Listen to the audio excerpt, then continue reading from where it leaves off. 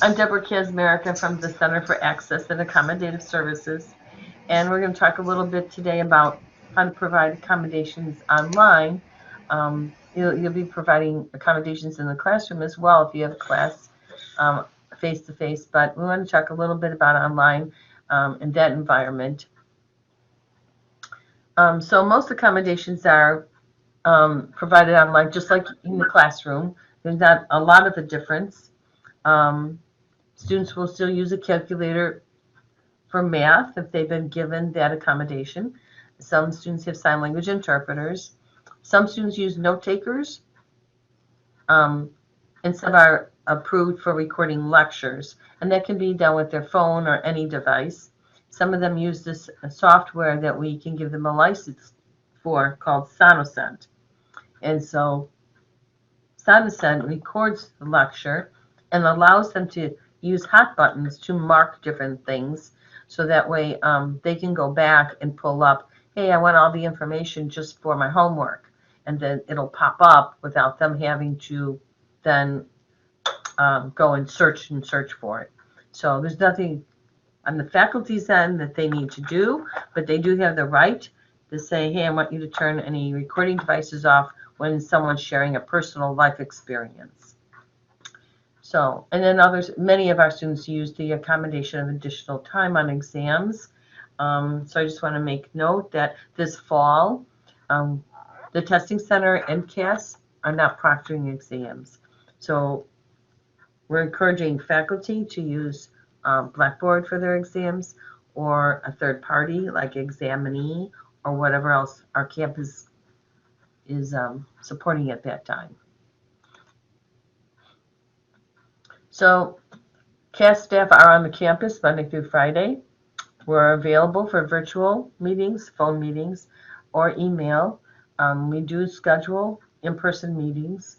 Students can come by and just ask questions, so can faculty. But if you want an hour-long meeting, we will want to meet with you in some other fashion.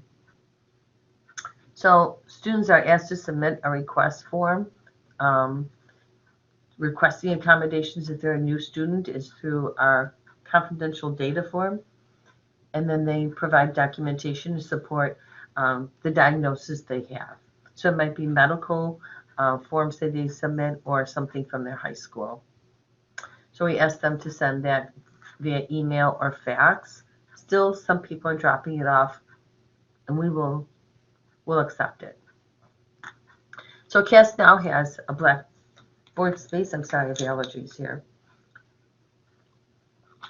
CAAS has a Blackboard space, and it's called CAAS Communicate. All of the CAAS students have access to that, and that's where they can have access to forms that they need, pertinent information, workshops, and that's where note takers will drop class notes for our students to then access and read or print or whatever. And then our training sessions are there as well. So we have training sessions on equipment, software, and then how to use their accommodations. So when they are taken in as a new student, they attend that training on how those services work and how to access them. So here's our note about encouraging faculty to use Blackboard to administer their exams. And hopefully by spring, we'll all be back to where we were, and then providing the proctoring accommodation here. Faculty will need to provide the extra time for exams if the student has that accommodation. So within Blackboard, they can put that extra time. So some tips to keep in mind. It's going to help CAAS students, and it's going to also help other students as well. Some students get material real easily verbally, but some students really need to see it as well as hear it. So if you can provide a very detailed syllabus and highlight due dates, specific instructions for each assignment, and how to prepare for each class session. A lot of students have never taken an online course, so they're going to miss due dates. They're not looking at the syllabus closely to know when the next thing is due. They may possibly be using Blackboard for the first time. So they're struggling to learn all of these things. Students will do better on assignments if you can provide a syllabus that's very detailed. They'll be less confused. They're going to be emailing you less often. So it can help you as well as them. Also in class, if you're lecturing, if you can announce the due dates of the next assignment coming up, like don't forget, this is coming up, it'll be due by then, that will help students quite a bit. It also helps if you can announce when next exams are, so they'll be prepared and that then say, oh, I didn't know, we had an exam. You can support your lectures with outlines, visuals. Students do really well with visuals, even if it's just a picture that relates to that. Those kind of things kind of stay in their mind and helps them recall. So a lot of students do really well with like an outline, visuals. They don't always retain, auditory information efficiently. They hear it, they remember some, but they are unable to retain all of that. So that's why some of these visuals really make a difference.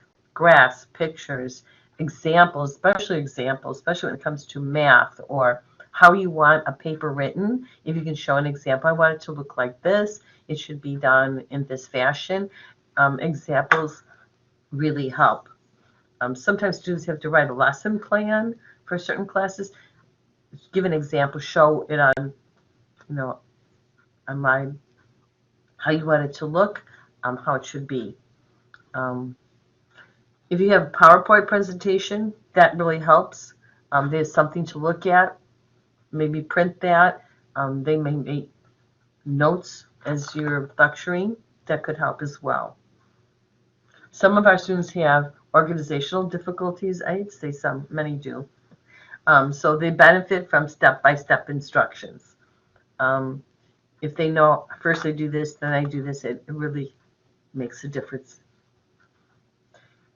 This could help also students who are English as a second language, or students who are on medication and they're operating a little slower. So it can help a lot of different types of students. Relating material to current events and real life experience also helps students remember. Like, oh, I remember an event like this and how this relates to that. Or I knew this movie star that had this or did something like this. It's these real life events that it just helps them connect. So taking a new concept and applying it or connecting it with something they already heard of or know of, and that helps them to remember better. So some of these ideas might not be new to you. Maybe you haven't thought of them in a while, and maybe this will help.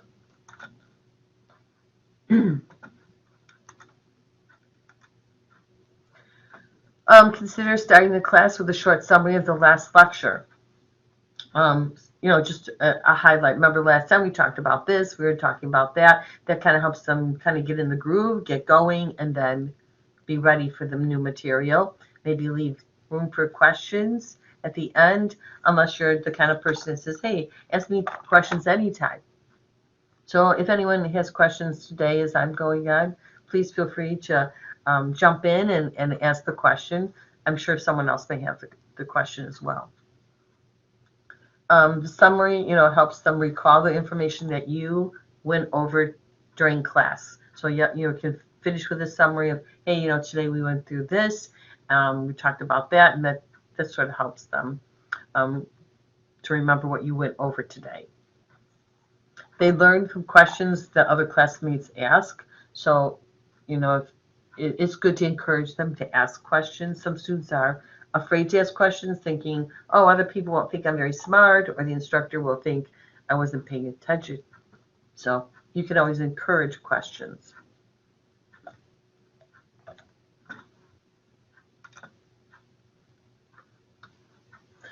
I want to talk a little bit about the note-taking accommodations because there seems to be a little confusion around that at times. So we're usually looking for a classmate in the class who's willing to share a copy of their notes.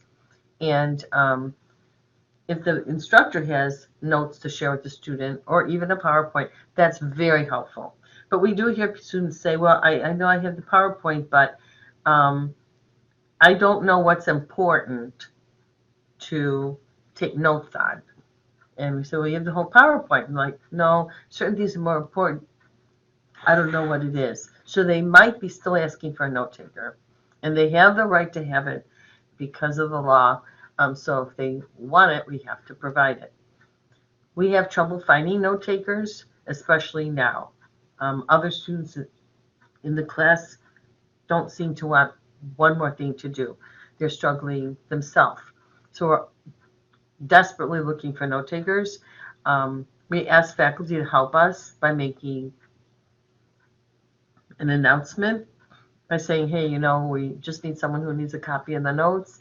And what you'll do is go to the CAAS Blackboard and drop them there, and the student who needs them will get them. And we now have a stipend that we provide note takers with. So they will get a flat rate stipend, which is much better than what they were paid in the past. So that could be real helpful. I'm not sure why it was. Okay. They may have their phone or device, like I said before, to record. The SoundAscent is that software.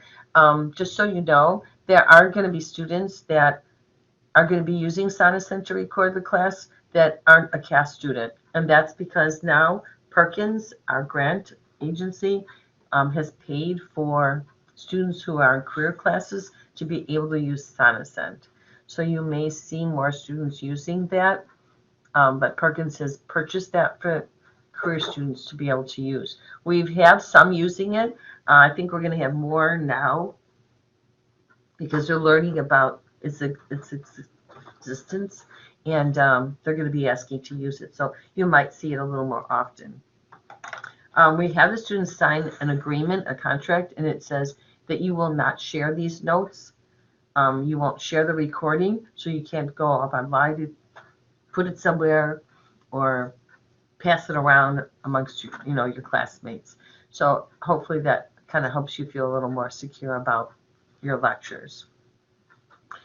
So the kinds of things that faculty are responsible for is, providing students with a copy of the PowerPoint materials if they have the accommodation needing notes. But it also helps all of the students to just have that, because then they can listen to your lecture better rather than trying to write everything down. Most students try to write too much. They forget that notes should be like an outline, and they're trying to write too much, so they're concentrating what they're writing rather than listening to what it is your lecture is. They're missing lots of information. So the PowerPoint really could be helpful to all students. We kind of gave you a little synopsis here of what you put in your syllabus, or you make an announcement about a note taker. So that could be helpful if you don't know how to word it. But it's basically just if they're interested, they're going to contact us, and then we get them all set up. We have to sign a little contract that says, yep, they're going to get paid at the end of the semester, and that we really appreciate their help. Once in a while, we get people that will volunteer. Not a necessity, but we're happy to pay them if they want to help. But we're having a very hard time finding them, so your assistance would be greatly appreciated. So the note taker responsibilities: they sign the contract, they take clear and organized notes of the lectures, labs, and class discussions. And they post the notes on the CAAS Blackboard, and then our student comes in and collects the notes. Magdalena, you had a question. Yes. So do we mention to the students in a classroom as a general that those note takers, should we ask them who need a note taker, or those students should come to us? if I understand your question correctly, so you're not going to tell the class who needs the notes, but you Uh-huh. will make the announcement that there is someone in the class that needs notes. And if anyone is interested and willing to help another student out, that they would be paid a stipend. Okay. And how do I know that someone needs the notes? I Uh, have a student that it's has a interpreters in my classroom, and I got an email about that. Will I also get an email about the students that possibly needs notes? in that email, it would have said all the accommodations. So it would have said interpreter, note taker, it might say extra time in exams, but in that email that you got But from they, CAAS, it should say if that. I have another student that needs the note taker, will I get an email saying, "Hey, in your class you have this students who needs notes taking"? Yep, you will. So for Okay, every CAAS student, perfect. every CAS student who needs a note taker, you will get an email saying, hey, the student's in your class, and these are the accommodations the student has. So some students don't have note takers, and some Yeah, do. And some have extra time in exams and note takers, or interpreters yeah. and so, but it'll list all of the accommodations that the students have so that you're aware. Okay, that sounds Yep. great. Thank you. Yeah. So, and if you could just send them to us, any interested should say, hey, contact the CAS, and they'll help you get signed up and make sure that you get paid at the end of the semester. So they're paid once at the end of the semester. hmm So our student who needs the notes, their job is to go and retrieve the daily class notes from the CAS Blackboard. And then if they're not receiving notes, they should tell us that. So if they come to you as an instructor and say, hey, I'm not getting notes, tell them you need to contact the CAS because they can help you with, why you're not getting notes. So we have had the problem of finding note takers and then note takers calling us back saying, I just can't handle doing this and everything else I have to do for myself. It's not a lot of work. It's just posting it up on our Blackboard, but for some people, it's just one more thing to do today, and they just don't have the time.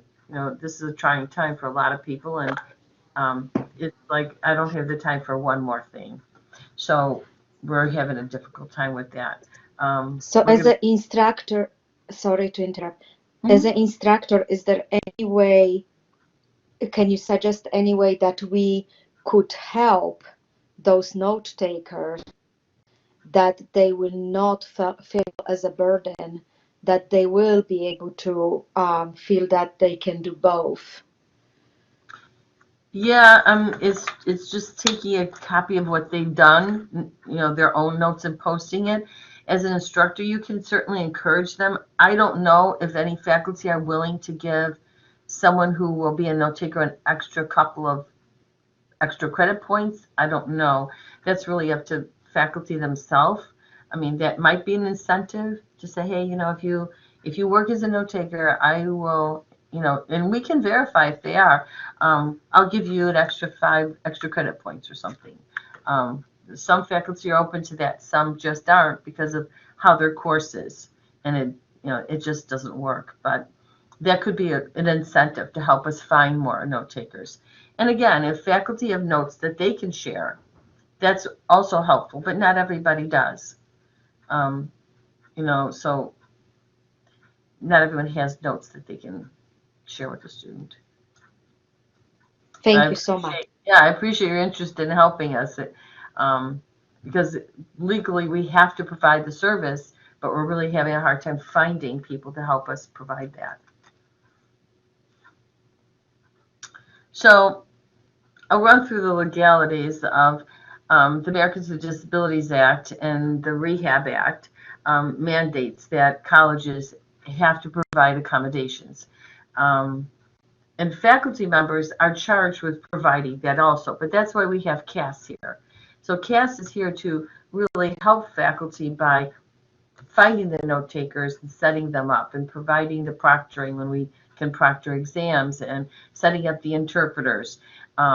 So yes, the faculty is provide the extra time in the exams, whether it's online or to send the test to the CAAS when we're proctoring and allow the student to have the extra time.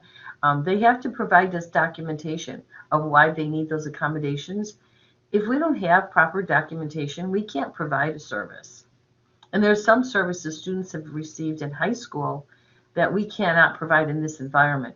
But the laws are different from K through high school and then different when you get to college. So we don't have, like instructor checking for comprehension every 15 minutes. We don't have that here. Or we don't have extra time on homework assignments. That's not an accommodation we have either. We have extra time when you take an exam, perhaps, if we have documentation to support that. So everything that we approve for a student has to have something behind it. And if it doesn't, we can't provide it. And we have to tell them, I'm sorry, we can't provide that for you unless you have some other documentation to bring in, but otherwise we can't. And sometimes people's medical conditions change where they become sicker or something else comes up and we have to provide additional accommodations. And then we have students who are looking for temporary accommodations. Maybe they broke their writing arm and now they need a note taker, to write for them the notes because their arms broke. So we have the gamut of temporary accommodations, but then long-term as well. And sometimes people's medical conditions change where we may have to change the accommodation to provide a little bit more.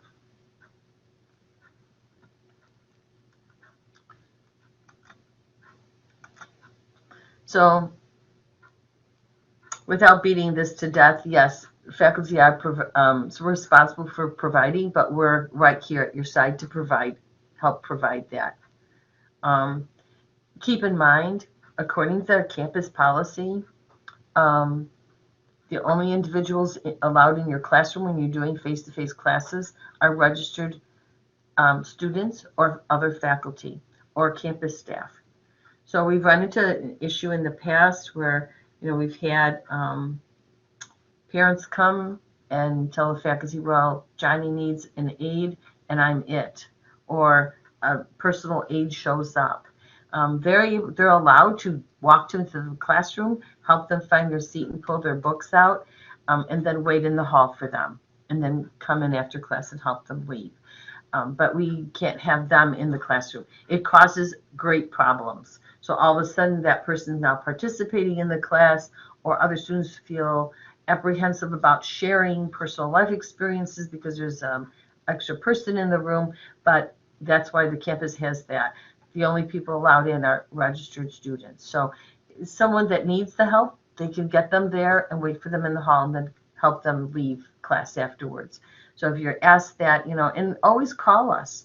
If something odd comes up, a student needs something that you didn't know about, you call us. You let us know, hey, what do I do about this? This student's needing this odd thing that I don't know anything about. It's not mentioned here, but we do have students who have a service animal, and a service animal is a dog. The law calls for a dog or a horse, miniature horse. We don't have any of those, thank God. But it's a dog. It's not rabbits and birds and other creatures. People who want a comfort animal have to ask the campus for that, and the way the campus has decided, they're handling those on a case-by-case basis. But service animal is usually a dog. It can be a dog that leads someone who is blind, but we have dogs that help people with medical conditions. So we have had students in the past who have epilepsy, and the dog tells them the seizure is coming before they have it. And that helps them so they can sit down somewhere or say to someone, I'm going to have a seizure, so they can get the help that they need. So we do tell our students, if you feel, that you're going to have a seizure, you raise your hand and then you put your head down on your desk. That tells your instructor, I don't feel well. So the instructor can then give the class a break and then call the campus nurse or police and say, I have a student who is sick, I need someone to come. And then someone comes and takes care of them. So that's kind of how we handle that. But we do have service animals on the campus from time to time. You'll see them. But if you have something very odd and unusual, a monkey jumping around or something, that's not what we do. So please call us and say, this is happening, and we will work with the student to help them understand what it is that we do have here. So I'm glad we don't have dorms because they have a harder time. So um, students do have the right to decline or delay their accommodations, and I don't want that to be confusing. So sometimes students come in and we tell them, you know what, just set up your accommodations. You don't have to use them if you don't need them. So they might say, well, for this kind of class, I don't need it. I'm like, okay, that's fine. Um, or I want to try and see if I can do it on my own first. So you have a lot of respect for that. They may want to try it and they want to see, can I do it? And so you have respect for that. But we also explain to them, if you find that you need your accommodations, you can come back and say, I need them. But they take place from that point forward. So we can't go back and have you retake those quizzes or exams you took and have extra time added to it. What's done is done. But we go from that point forward. And so it's best we tell them not to wait long. If you want to check it out, the first quiz or first test, see how it goes. And if it's working for you, fine. But don't wait all the way until the end, because you may have done so poorly that you might not be able to be successful in the class. So they do have the right to decline or delay their accommodations, and that's their choice, their decision. But, we can put them in place if they need it from that point forward. So sometimes faculty are confused, like, well, he doesn't want it. Okay, maybe he really doesn't need it for that particular class, and that's okay. He's decided that. It's not that we said he couldn't have it or that he doesn't need it. It was his choice. So legally, we're in a very good spot. So sometimes faculty are confused. They're like, well, I never got any notice that the student had accommodations till like a quarter way through the course. I know, because students come and establish their accommodations at all points throughout the semester. They didn't know about us, or they didn't want to set it up because they wanted to try, or who knows why. Sometimes they've just been diagnosed now. So you will see people come in at all points during the semester, sometimes 2 weeks before the final. Like, oh my gosh, it's so late. But, they either were just diagnosed or they realized I really should use it for my final exam, then I can do my best. So it's been confusing for people. Like, I don't understand, why didn't you tell me before? It's not that we didn't tell you, it's that the student either didn't set it up or never got the process done. They have a process to go through. They have to apply, bring us their documentation, and then they have to do a training on how these services work. So they know the proper way to set their accommodation up or how to use it. So we don't have everyone doing something different. So they've got to get through all that. But sometimes it's not their fault. Something just came up. Now it's a new medical problem or something. I get the question often. Faculty will say, I have a student in my class, they never got anything about a disability or accommodation, but the student's really struggling, and how do I help them? And of course, you always ask, suggest that they go to tutoring. And I know our faculty always kind of reach out and try and help too. But you can tell them about CAAS. So, CAAS has things that maybe there's something they have that can help you. We do have things that you don't have to have a disability or a medical condition to be able to get help. And so you can't ask them, do you have a disability? Or do you have a medical condition? Or what is it? Legally, you don't want to ask that, and you can't. So you can say, oh, have you always struggled with like English kinds of classes? Or have you always struggled with math? They might then say, well, I had an IEP in high school. You need to see CAAS. Okay. But even if they don't, and they say, well, I just have never been a good student, tell them, go see CAAS. They may have something to help you. So what is that? Some things that we have. If they're a career student, they can use Sonocent for note-taking. But we also have this software called Kurzweil. And Kurzweil is a reading software. They can use it for their homework. So they have a lot to read, or they just do better hearing and seeing it. If they scan the page out of their book or the handout, and it comes on the screen to see it, and then it reads it aloud to them.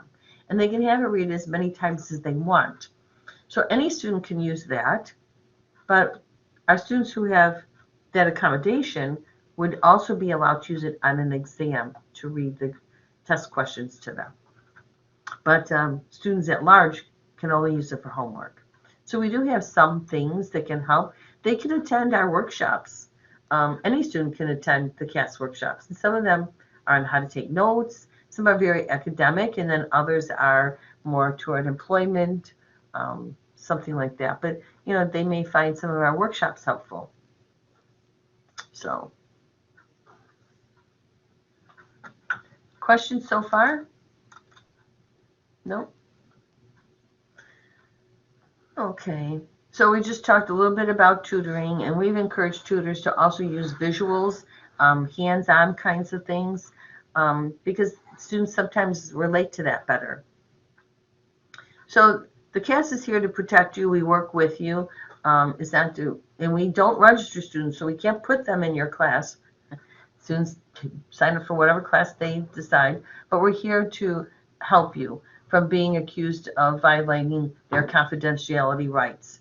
So if a student comes and says, I have my IEP, here it is, say, oh no, I can't accept that. You take that to the CAAS. But can't you just send it to them for me? You don't want to do that, because then they can turn around and say, well, I gave that to my instructor, or I gave that to a counselor, and see, that's why I didn't get my grade, or I wasn't accepted into a certain program, because they knew I had some disability. So we take that completely away, and we just say, you know what, tell them, you send that stuff to the CAAS yourself, drop it off, or send it in email, or fax it, and they'll take it, and they'll help you.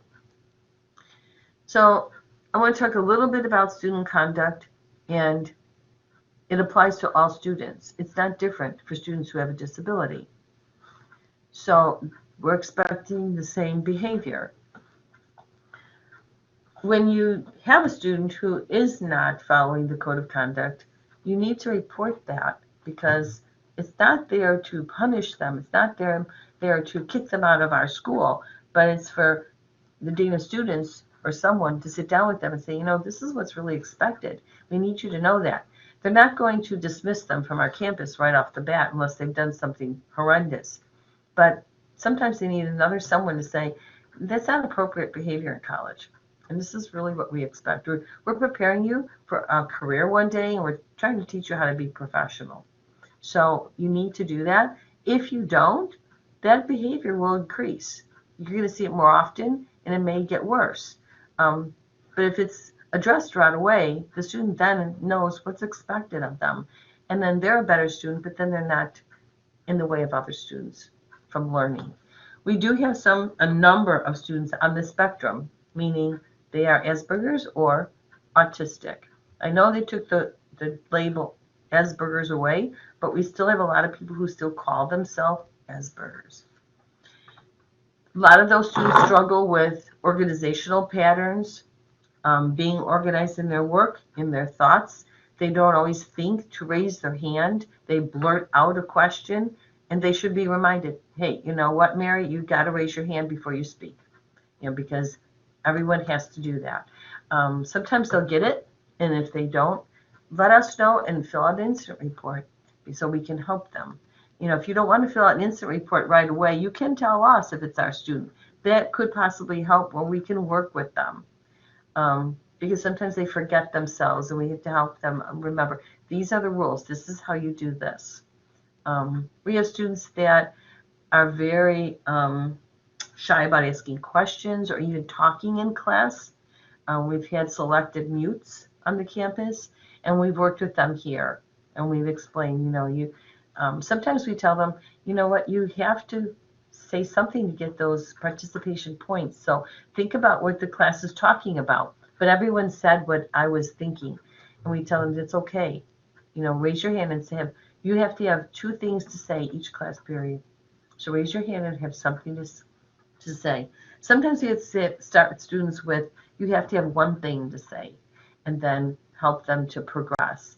And many times they do, but we've had people that have high anxiety, agoraphobia, selected mutes, that really need help with being encouraged that it's okay to speak up and say something.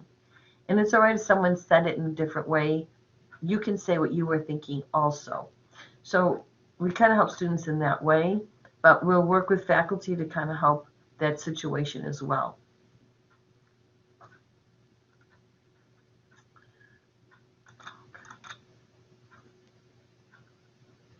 So keep in mind that many students have the same or similar accommodations, but for different reasons. So we have a lot of students that have extra time on exams. It could be for a dyslexia. It could be for a medical problem where they're getting dialysis and they're very tired and they can't think as quickly and answer the questions as quickly. So there's a lot of different reasons people have some of the same accommodations. So you won't always know. Unfortunately, we can't tell you the student's disability or medical condition. Legally, we can't tell you that. But don't make the mistake of saying, oh, I know you're dyslexic, I can see it. It's not something you want to do and get caught up in. Legally, that'll be a problem for you. But just know that many people have the same accommodations for many different reasons. So it's not just because they have this or that. We do have students who are hard of hearing or deaf and have a cochlear implant or a hearing aid, but it doesn't mean that they're going to hear. They may hear noises for safety, but they may not hear all voice sounds.